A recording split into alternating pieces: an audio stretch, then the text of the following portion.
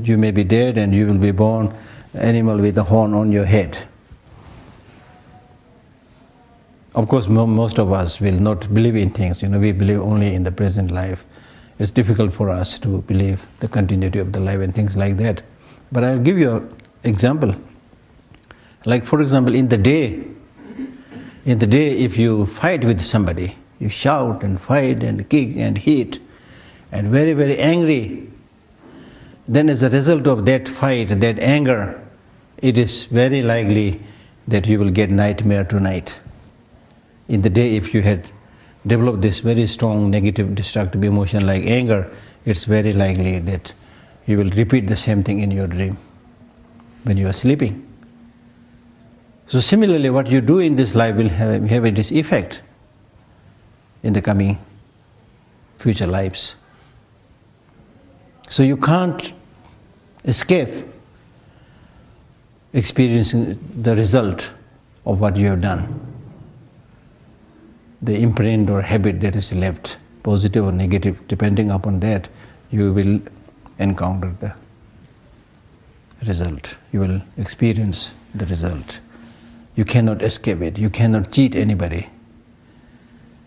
You cultivate a strong destructive emotion and harm somebody, and then you think that you will not have to experience the consequences if the police had not caught you. If you think like that, that is wrong.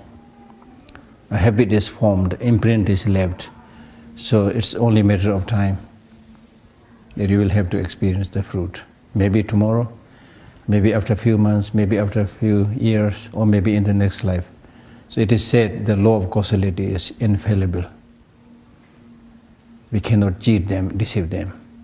That's the law of karma. So that's one level of thinking. Or another simpler level of thinking is we all know based on our own experience that if you develop positive emotions, you do get happier, or you do get more pleasant experiences. Others also enjoy your company, your friendship, you see. That we all know. So therefore it is important to clearly understand that all these teachings, they focus on primarily one thing: how to reduce and, if possible, remove the destructive, negative emotions. If we do that, then we are good Buddhist, good practitioner. And even if you don't want to call yourself as a Buddhist, but still if you do this practice of reducing your negative emotions like anger, jealousy and so on, you are a good human being. You will experience peace and happiness in this life and future lives also. Contrarily, if all you do is just focusing on one's own personal gain and happiness and completely ignoring the needs and well-beings of others, whether you call yourself a Buddhist or not a Buddhist, you will have to experience the negative consequences. In the same text, I think, or maybe in Shantideva's Bodhicharyavatara, he gives an example. He says that look at the relationship between the employer and the employee. The employee who doesn't do the work properly, the employer who doesn't give the salary properly, both cheating each other, both will be unhappy. Both will encounter problems, you see. So therefore, everything that we see in this world, be it a tree, be it a human being, be it a flower, be it an animal, whatever it is, these things flourish when the needed causes and conditions are in harmony. They fall and decay and vanish if the necessary causes and conditions are not in harmony. So therefore, harmony of your own elements, harmony with other people, harmony with the environment, this is exactly in accordance with the law of nature. Conflict is against law of nature. Killing is against law of nature. Destruction is against law of nature. Harmony, even in the case of growth of a tree or a plant, when the moisture, the warmth, and the seed and everything is in harmony, then it grows, it flowers, it blossoms. When it's not harmony, or one of the important ingredient is lacking, it will fall, it will decay. So therefore all these teachings that is given by Buddha is for peace, for happiness, for harmony. Therefore understanding the importance of what is being taught here is very crucial, because most of us, despite wanting happiness, we do not know how to cultivate happiness, how to deal with these destructive emotions. So therefore knowledge is freedom, knowledge is liberation. So knowledge is very, very important in that sense. You cannot simply become good by thinking, okay, from tomorrow I'll become good. No.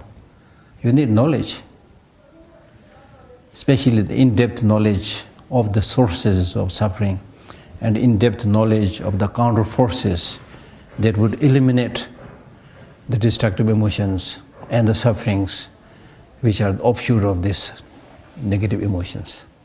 So knowledge is power in that sense. Okay? So that's why we should consider ourselves lucky to be able to sacrifice some time to come here and sit together. I call it a sacrifice, you see, because mostly people, they have so many other things to do which they think is more important than sitting here like this, you see. So we are making some sacrifices, and we will all get benefit by studying such texts. Not because I'm a good teacher, but just simply sitting together and reading such precious text is a very, very, very important project in one's life. Because at the end of the day, when everything else fails, then the only thing that will protect you, help you, support you, sustain you, continue the friendship is the inner qualities, inner spiritual qualities, positive way of thinking. These inner spiritual qualities, the positive way of thinking, they will at the end of the day will prove to be the most important teacher, most important friend, most important guide.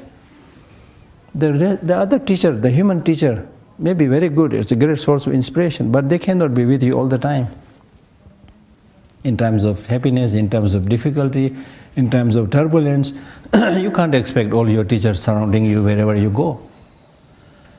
Similarly, your friends, relatives, they may be wonderful, they may be very compassionate and very loving, but you can't expect them accompanying you everywhere you go. Similarly, all other external material facilities, you may get some benefit from them, but you can't expect to have all these material facilities wherever you go. But one thing that will go with you, not only in this life, but for many lives, is your mind.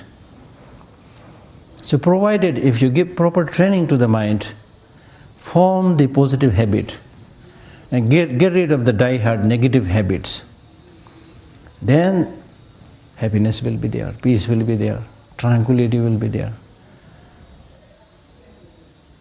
So therefore these Buddhist teachings are targeted towards transforming your mind, regulating your emotions. Because it is this mind, it is this human emotions which are at the end of the day is your master. So therefore it is important to elect or choose a good master, which means positive emotions. Okay?